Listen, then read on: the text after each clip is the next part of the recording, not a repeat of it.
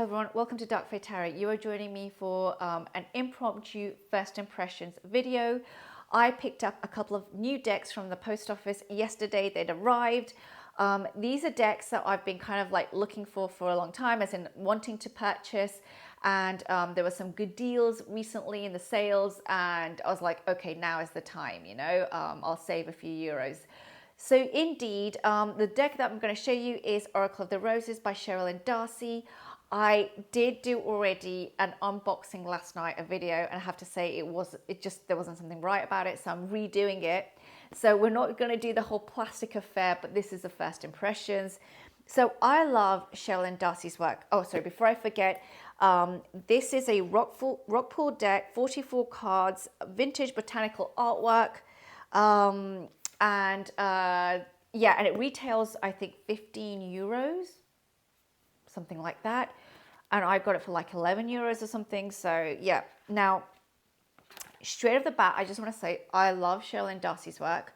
I love her gouache paintings work. So I've got all of her decks from that period when she's using gouache paints. The ones, there's one that's kind of like set in a night botanical theme, and I just love all of them. There was one that was originally called Australian Wildflower. It's been renamed, but yeah, I love her decks. So I knew I wanted to get this. I like her as a writer as well. These are the backs of this particular deck. Look at that beautiful, gorgeous pink. I am a pink girl.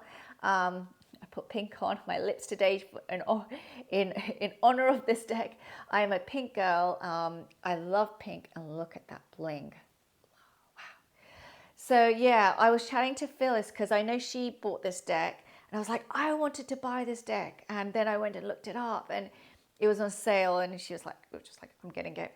So these are the fronts, of course, of the cards. I'm going to go through them. Cheralyndarcey, I think, is just a great writer. So we're going to look at the guidebook as well. And before I forget, this is the inside of the box. If you're curious, isn't that beautiful? Absolutely beautiful. Now, for me, these cards, I already have also, by the way, the US Games Botanical Inspirations, written by Lynn Arujo. I think that's how we pronounce the name. And there's a Flemish painter who actually did the original paintings for that deck. And I love that deck. And this is not an overlap. I think these are very distinct, unique decks. The range of roses I have never seen before. They are beautiful, beautiful paintings. There's something about them that's just very stilling, very poignant. We are going into different parts of the world. There's just such a soothing, calm energy from this deck already. And I absolutely love this kind of watercolor artwork. I just think it's stunning. I also have the Taschen books in French that have these kind of botanical inspirations. I absolutely love them as well. So yeah, so very, very soothing, the companion. And pink roses are my favorite, if anybody's wondering. I think every woman likes roses. Maybe I'm wrong, but I think every woman does. I love it when I can see very clearly the thorns on a rose. Oh, that is stunning. Look at that. It's called the Mother Old Blush Rose. Absolutely gorgeous.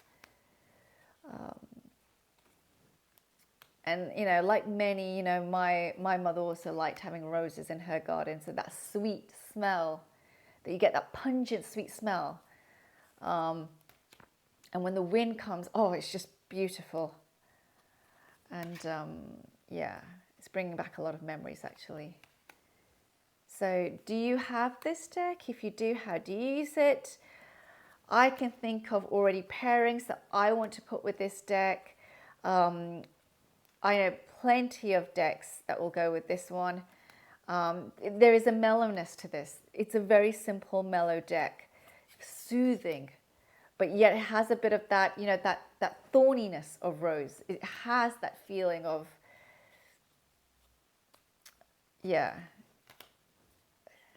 striking.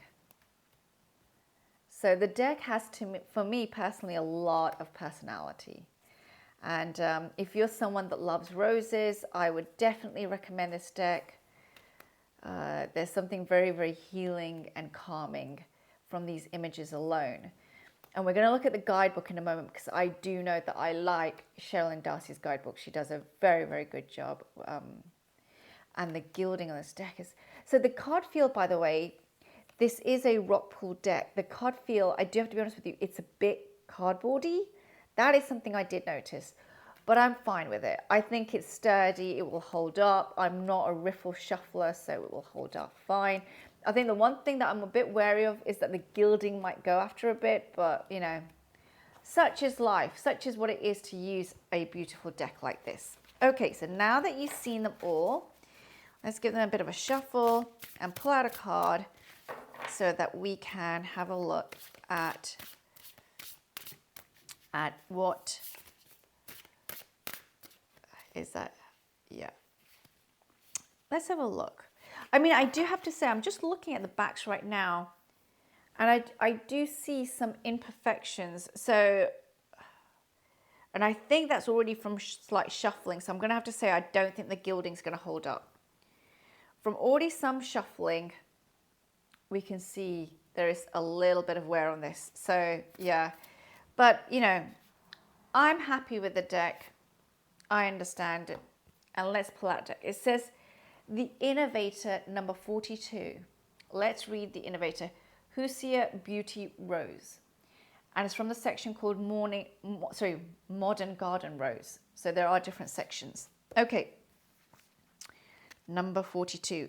Before I go further, this is the guidebook. So luscious. Luscious. Absolutely luscious. It's like being in a little garden. So this is how it will look on the inside.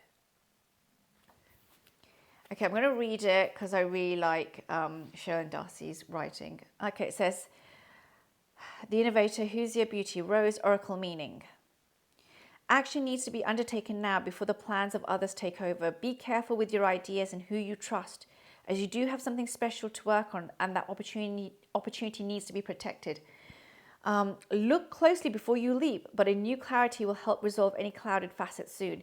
The Innovator is a planner who is good at problem solving and giving clarity to areas that may have proved challenging for others. They provide fresh eyes and insight when they are on board, and once they begin, their action is hard to slow down and impossible to stop.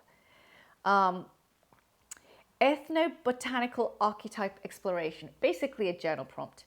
Create a written plan for your year ahead. What do you need to make it happen? Wow, what a card. If you're interested, maybe you want to do this for the remaining part of 2023, the plans for the end of 2023. Then it gives botanical notes. This rose was bred in 1915 in the USA by Frederick Dorner and Sons. Frederick Dorner was a German-born florist who settled in Indiana and is remembered for his dedication to breeding flowers for the florist industry. Husia Beauty Rose may have been named in reference to the USA state of Indiana, where the term Husia is used to describe someone from there. I might be pronouncing this wrong. I'm so sorry if I am. This rose grows to approximately 2 feet, which is 60 centimeters, requires full sun, slightly clay and loam soils, and needs free draining soil that is kept moist. Flowers from early summer to the end of autumn. Oh, beautiful. And then it has plant energies, meanings and uses, construction, practicality, insight, plans, clarity. Deities, Hephaestus, Bridget, and Ganesh. Astrological sign, Pisces. So absolutely beautiful. If you are someone that likes roses or enjoys the beauty of the rose, there is this deck is just, it's decadent, it's beautiful, it's captivating. The cards are large, they are a really good oracle size. There is just, it's just a, for me personally, I'm going to see so many uses for this deck already.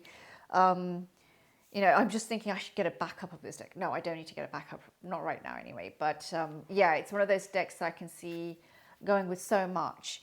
So yeah, thank you for joining me on this First Impressions. I hope you're having a good weekend wherever you are. And I wish you well for the coming week, and I will see you all soon. Thank you for joining me again. Goodbye.